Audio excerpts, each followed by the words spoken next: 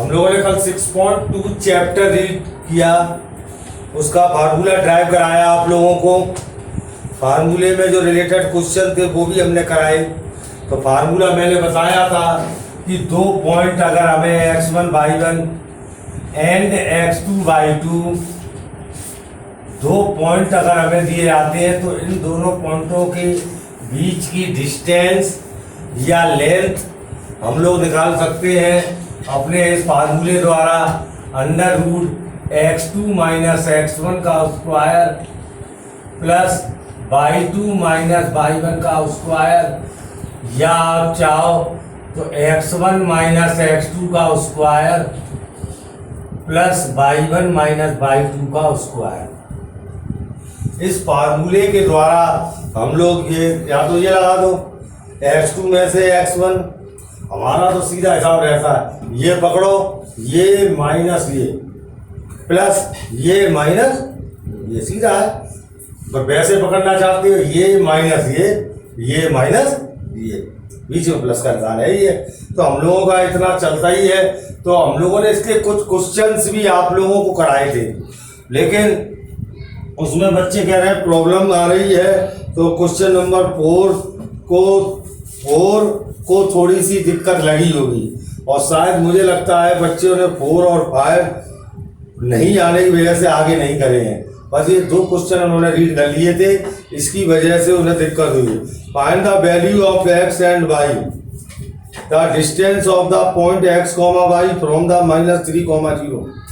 x, y की जो distance है वो -3, 0 से एज वेल एज 3, 0 से R4, यानी कि -3, 0 और +3, 0 से वो डिस्टेंस जो है 4 है। देखिए एक रफली हम डायग्राम बना के आपको समझा रहे हैं। क्वेश्चन नंबर 5 देखो -3, 0 आपका पॉइंट इस लाइन पर आएगा, ये बात आप जानते हैं। -3, 0 और -3, 0 जो है लगभग जितनी ये होगा उतना ही ये होगा, परंतु ये माइनस में आएगा। ठीक, अब यहाँ से कोई भी पॉइंट है x, कोई भी पॉइंट है, वहां से डिस्टेंस जो ली गई है वो हमारी डिस्टेंस जो है ऑलवेज 4 है। यानी इस पॉइंट से कहने का मतलब ये है, इस पॉइंट से x, y की डिस्टेंस और इस पॉइंट से x, y की डिस्टेंस क्या है, 4। दोनों जगह से 4, 4 दे रहा है, ये क्वेश्चन कह रहा है। एक क्वेश्चन का हमने ये आपका रफली डायग्राम बनाया है एक ग्राफ में बच्चों को समझाने के लिए। ठीक है, तो इसको समझाने के लिए बनाया, यही तो क्वेश्चन था। क्वेश्चन फिर से मैं रीड कर रहा हूं। Find the point on x, y, x, y जिसकी 3, 0 से डिस्टेंस एज वेल एज -3, 0 से डिस्टेंस इज 4, दोनों से क्या है, एज वेल एज 4 है। ठीक है, ये पूरा क्वेश्चन ये था आपका। अब मैं x और y वैल्यू निकालूंगा। तो देखें आप चाहे तो मैं 1 नंबर की बात करूं तो मैं ऐसे ही निकाल दूंगा। ये डिस्टेंस निकालना कोई बहुत बड़ी चीज नहीं है, और हो सकता है बेटे ये पॉइंट यहां पर भी हो सकता है, यहां पर भी हो सकता है, ये पॉइंट ये नीचे भी हो सकता है। तो देखिए मैं तो अपनी तरीके से अगर बात करूं तो एक आपकी ये लाइन हो गई, एक पॉइंट आपका ये हो गया। अब आप सीधे सीधे एक बात सोच कर चले, इसकी डिस्टेंस प्लस इसकी डिस्टेंस बराबर किसकी हो जाएगी, इसकी। स्क्वायर करके करेंगे पैथागोरस से। फिलहाल हमें कुछ नहीं, आप एक तरीके से ओरल बताना चाहे तो ओरल बता सकते हैं। यहाँ से यहाँ तक की डिस्टेंस कितनी होगी, यहाँ से यहाँ तक की डिस्टेंस 3। ठीक है, तो ये कितनी निकल आएगी, 16 - 9। पैथागोरस लगा रहा हूँ, 16 - 9, 16 - 9 करेंगे 7, तो ये √7 आ जाएगी। तो इसका मतलब यहाँ पर x कोऑर्डिनेट होगा नहीं, 0, √7 आ जाएगा। आ गया? ये तो हमने ओरली बता दी थी, लेकिन हम लोग क्या करेंगे, कैसे निकालेंगे? यानी जे डिस्टेंस जे डिस्टेंस इक्वल है इक्वल। तो ये डिस्टेंस, तो यहाँ से यहाँ तक की डिस्टेंस का नाम दे दो पी ए बी। ध्यान से सुनने लगे, पी ए बी, यही है। देख कर लिया? अब देख, हमारे हिसाब से क्वेश्चन के अनुसार पी ए इक्वल टू किसके है? P A equal to P B के है। इक्वल टू किसके है? 4 के। दोनों बराबर 4 के इक्वल है। तो देख बेटे, अगर हम लोग बात करेंगे तो हमारी बात ये आती है, पी ए की डिस्टेंस निकालेंगे हम, x2 माइनस x1 प्लस हो जाएगा 3 का स्क्वायर प्लस y माइनस 0 का स्क्वायर। पी बी की निकालेंगे x2 minus x1 x minus 3 का स्क्वायर प्लस y माइनस 0 का स्क्वायर। चेक कर लिया? इक्वल टू 4 है। चेक कर लिया सबने? कर लिया है? तुम चाहो तो पहले इसको और इसको बराबर कर लो, तीनों ही बराबर है आपस में। तो इसको और इसको बराबर करोगे तो ये देखिए x प्लस 3 का स्क्वायर प्लस ये y स्क्वायर रह जाएगा, 0 कोई मतलब नहीं। इक्वल टू इधर आएंगे तो x माइनस 3 का स्क्वायर, ये भी y स्क्वायर रह जाएगा। अभी हमने जो दोनों बराबर किए हैं, ध्यान से देखना। तो स्क्वायर ऑन बोथ साइड्स करेंगे हम, स्क्वायर ऑन बोथ साइड्स करेंगे तो ये हो जाएगा x प्लस 3 का square plus y square is equal to x minus 3 का स्क्वायर। चेक कर लो, कट गया? देख, एक्स स्क्वायर प्लस के 9 माइनस के 6x प्लस के एक्स स्क्वायर प्लस के 9 माइनस के 6x। चेक कर लो, कट गए? मैं पहले बता चुका हूं 6x प्लस 6x बराबर 0। तो 12x बराबर 0, तो x बराबर क्या आ गया? x की वैसे भी 0 आ रही थी। मैं पहले ही ओरली ग्राफ बना के दिखा चुका था, मैं पहले ही आपको दिखा चुका था ग्राफ बना के ओरली, लेकिन मैंने कैलकुलेशन नहीं की थी। अब कैलकुलेशन से x 0 आ गया। अब तुम चाहो तो ये और ये बराबर कर सकते हो, या ये और ये तीनों है।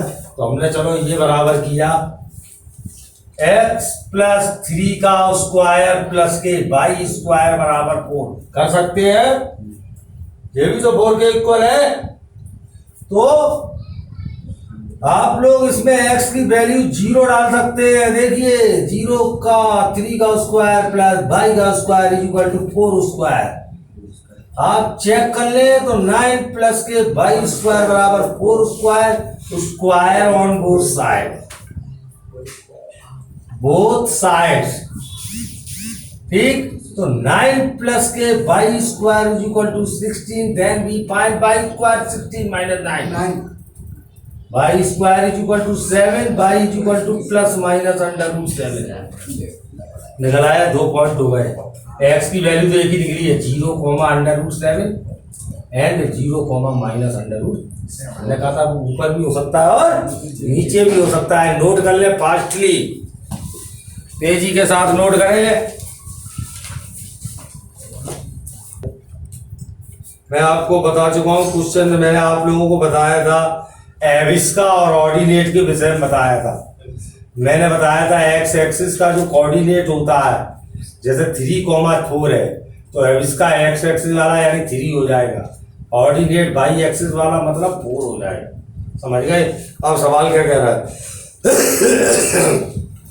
The length of A line segment is 10 unit. यानी कोई लेंथ लाइन सेगमेंट है, लाइन सेगमेंट का मतलब ये कोई लाइन सेगमेंट है ए और बी मान लो, जिसकी यहाँ से यहाँ तक जो डिस्टेंस है वो कितनी दे रहा है? खाली डिस्टेंस दे दी है, चेक कर लो। और वन एंड, हमेशा जानते हो लाइन के 2 एंड होते हैं, एक इस तरफ और एक। तो एक एंड दे दिया है आपसे 2,-3, एक एंड दे दिया है, and एविस्का of the other and. Other and की एबिस्का दे दी है यानी एक्स कोऑर्डिनेट 10 और दूसरा ऑर्डिनेट गायब कर दिया है इन्हें। फिर से देख ले सवाल को। एक कोई लाइन सेगमेंट था जिसकी लंबाई कितनी थी हमारी 10 यूनिट थी।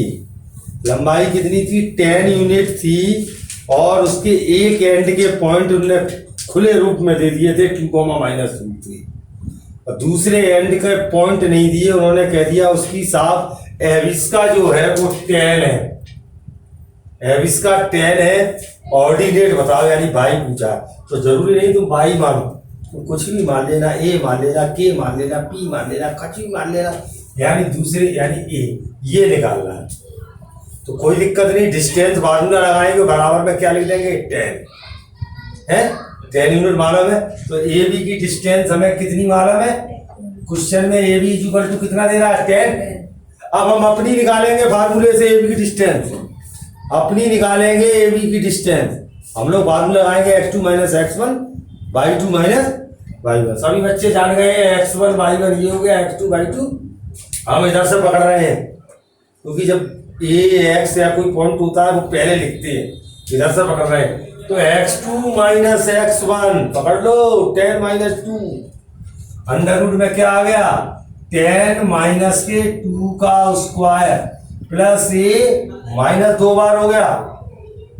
देख लो a + 3 हो गया, चेक कर लो इक्वल टू 10 के बराबर होगी। ठीक, हमारी कैलकुलेशन आगे तब बढ़ती है जब स्क्वायरिंग ऑन बोथ साइड हो, तभी अंडर रूट हटेगा हर सवाल की। तो स्क्वायर ऑन बोथ साइड हम लोग लेके चलेंगे, स्क्वायर ऑन बोथ साइड्स, दोनों साइड्स का स्क्वायर करेंगे। तो बेटे स्क्वायर करा तो इसका अंडर रूट हट गया है, 10 - 2 आप जानते हैं 8 हो जाएगा, तो अंडर रूट हट ही गया है। a + 3 का होल स्क्वायर इक्वल टू 100 हो गया। तुम मालूम है a की वैल्यू निकालनी है, काय को हम होल स्क्वायर बोले ऐसी निकल आएगी तो 100 मुझे इधर आ जाएगा, क्या हो जाएगा 64। तो a + 3 का whole square equal to 36। Square इधर चला गया, कभी भी स्क्वायर इधर जाएगा तो प्लस माइनस में आएगा। तो आंसर 2 निकलेंगे, पॉजिटिव और एक नेगेटिव। नोट कर लो, पहले पॉजिटिव लिया तो आपका आ गया 6 - 3, तो ऑर्डिनेट फिर नेगेटिव लोगे -6 तो ये आ जाएगा -6 - 3, तो a इक्वल टू -9 आ गया है आपका। ऑर्डिनेट हमारा फाइंड हो गया। आप सभी लोगों का देख लिया आप लोगों ने, तो हमारा ये इस तरीके से हम ऑर्डिनेट अपना निकाल लेते हैं। ठीक, नेक्स्ट देखेंगे हम लोग, नोट कर लीजिए। अब हमने आप लोगों को कल ही बताया था कि बेटे अब स्क्वायर प्रूव करना हो 4 वर्टेक्स दिए जाएंगे। कल हमने लिखाया था आपको 4 वर्टेक्स आपको दिए जाएंगे। ठीक, तो कह देते हैं रेक्टेंगल प्रूव करो, स्क्वायर प्रूव करो। तो हमने आपको कल भी बताया था अगर रेक्टेंगल प्रूव करना है तो अपोजिट साइड यानी ए बी सी डी के बराबर आ जाए और बी सी डी ए के बराबर आ जाए, आमने सामने बराबर हो। और डायगोनल और निकाल के दिखा देना, तो आमने सामने की जो है पैलोग्राम में भी होती है, लेकिन पैलोग्राम के डायगोनल अलग अलग लंबाई की होती है और इसमें जो आएंगे रेक्टेंगल बराबर के होंगे। अगर डायगोनल इक्वल आ जाए कह देना रेक्टेंगल है, अगर डायगोनल अनइक्वल आ जाए तो लिख देना पैराग्राफ। ये स्क्वायर और रोम्बस में चलता है। स्क्वायर में भी चारों साइड बराबर होती हैं और आपकी रोम्बस में भी चारों साइड बराबर होती हैं। फर्क दोनों में क्या आ जाता है, स्क्वायर के डायगोनल्स इक्वल लेंथ के होते हैं और रोम्बस के डायगोनल अनइक्वल होते हैं।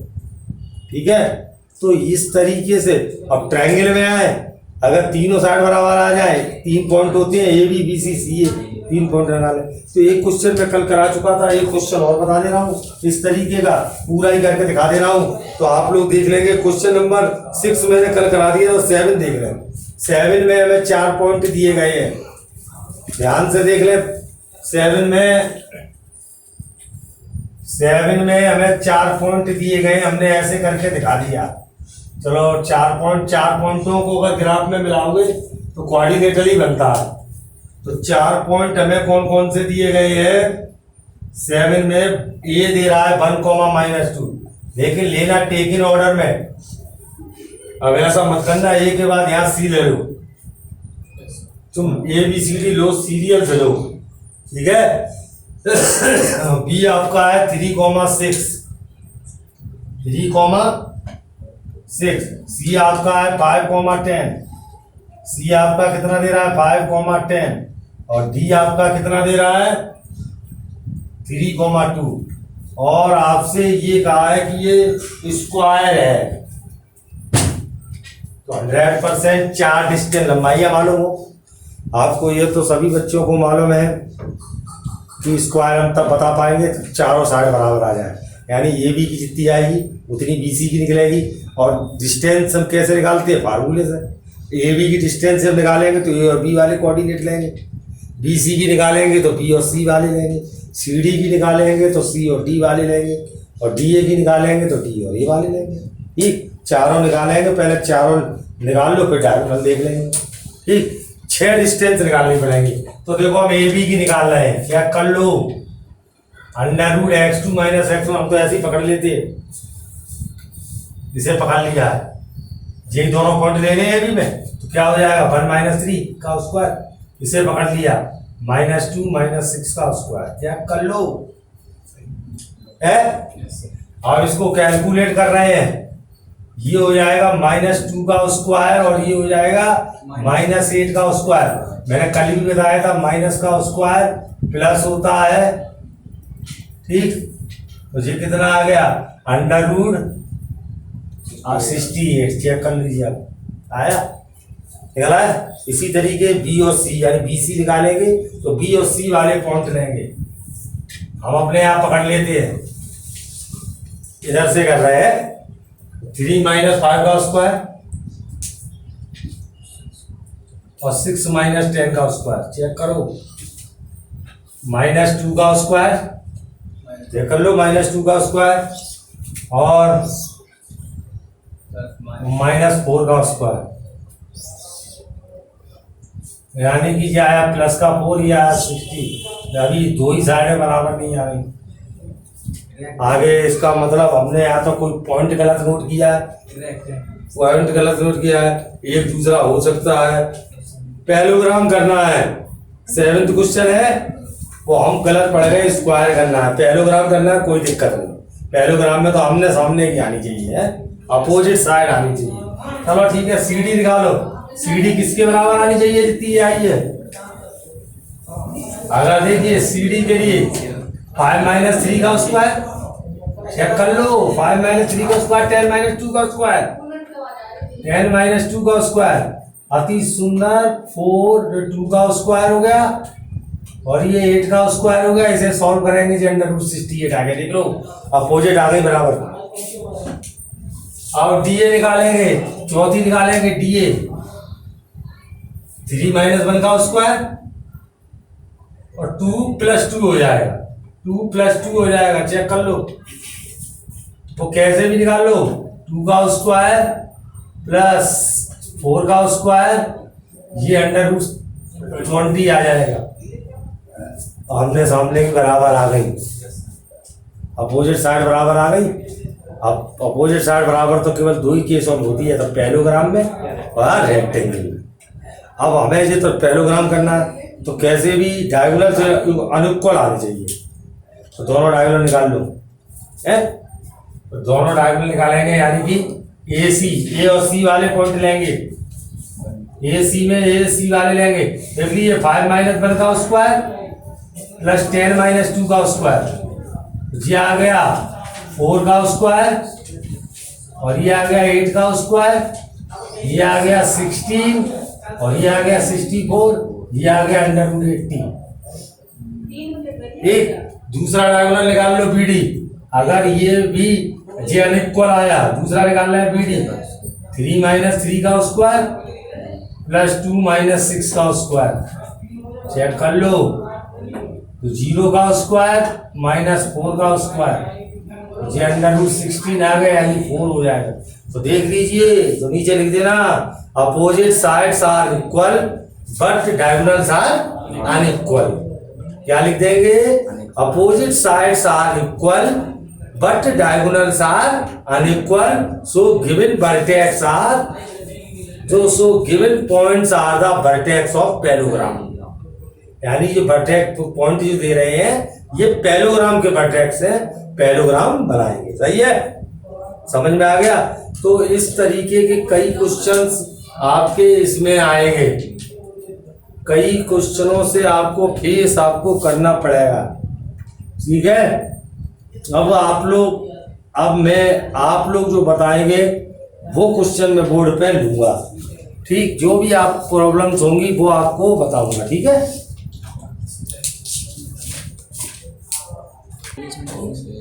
ये देखिए हमारा 22वां क्वेश्चन है, सेंटर ऑफ द सर्किल, यानी सर्किल का जो सेंटर दे रहा है। देखिए ये सर्किल है जिसका सेंटर हमें बुक में दे रहा है 2a, a-7। चेक कर लो, ये दे रहा है सेंटर है। Find the value of a की वैल्यू निकालनी है। The circle passes through the point 11, -9। एक सर्किल है वो बेटा 11, -9 से पास कर रहा है। ध्यान से देख ले, यानी पास कर रहा है, नहीं सर्किल गुजर रहा है वहां से, सर्किल पास कर रहा है। देख लीजिए 11, -9 सरकमफ्रेंस पे आ गया आपका। Yes sir. आ गया आपका। अब और इसके बाद इसमें ये कहा है डायमीटर 10√2 है, डायमीटर 10√2 है। चेक करो, डायमीटर = 10√2, तो रेडियस कितनी हो गई इसकी? 5√2, आधी कर देते हैं। अगर आप इस पॉइंट को यहां से मिला देंगे तो ये क्या है? ओए रेडियस है, इसका मतलब ये रेडियस कितनी हो गई? अब ओए कितनी हो गई? ओए की डिस्टेंस निकाल सकते हैं अपने फार्मूले से। Yes sir. निकाल सकते हैं √2a - 11 का स्क्वायर प्लस a - 7 और -9 है तो +9 हो गया। चेक करो, = 5√2। देख लो, क्लियर है। अब रह गया calculation, squaring on both side कर दो आप लोग, square on both side, square on both side. तो जी हो गया 2a - 11 का स्क्वायर, यहाँ हो जाएगा प्लस का 9 और माइनस का 7, a + 2 हो जाएगा। अब आपको होल स्क्वायर खोलने पड़ेंगे, मजबूरी है। इसका खोलेंगे a²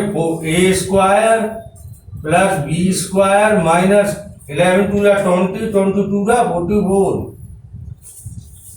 a² प्लस के 4 प्लस के क्या आया 4a = यहाँ हो जाना चाहिए कितना? 50। इसका स्क्वायर करेंगे, चेक कर लो। देखिए a² 4a² कितना हो गया?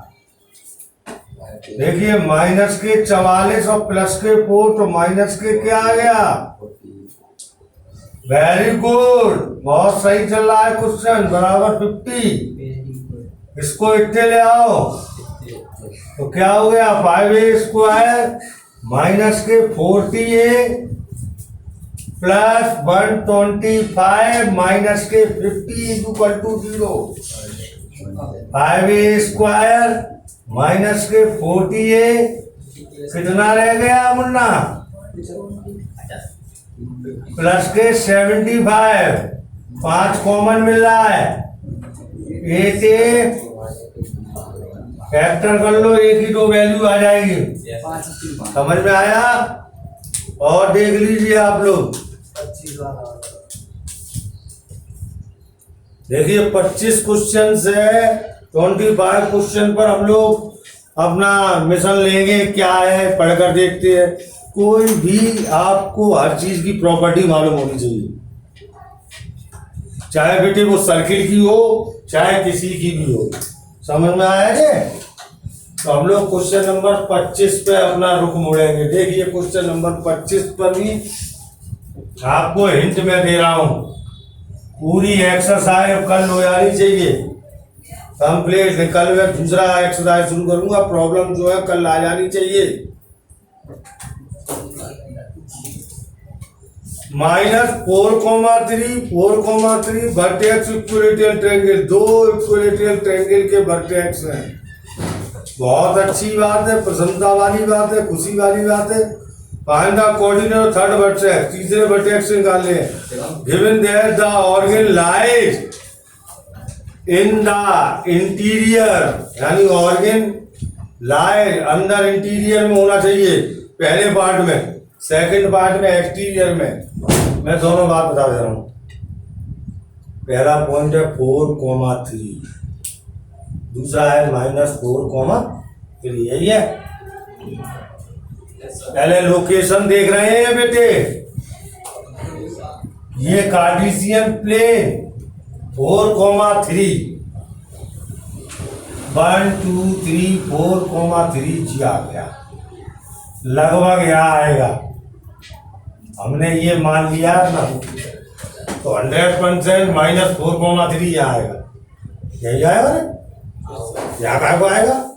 -4 इधर चलेंगे, -4 इधर चलेंगे और 3 इधर चलेंगे, मतलब आएगा इसी की सीट में।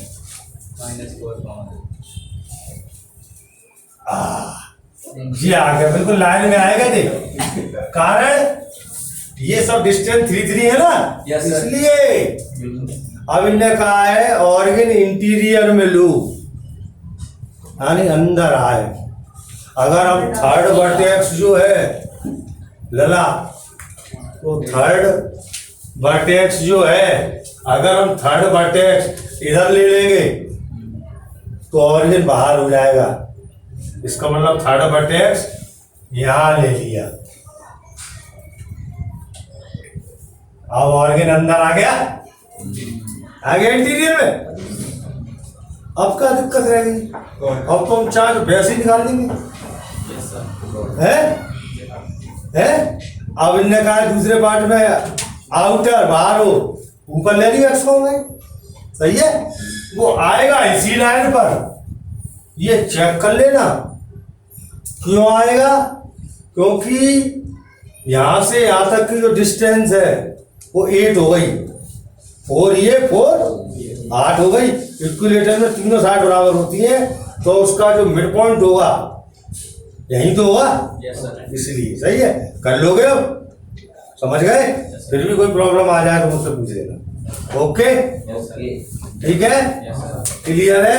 तो ये पूरी एक्सरसाइज कल चाहिए।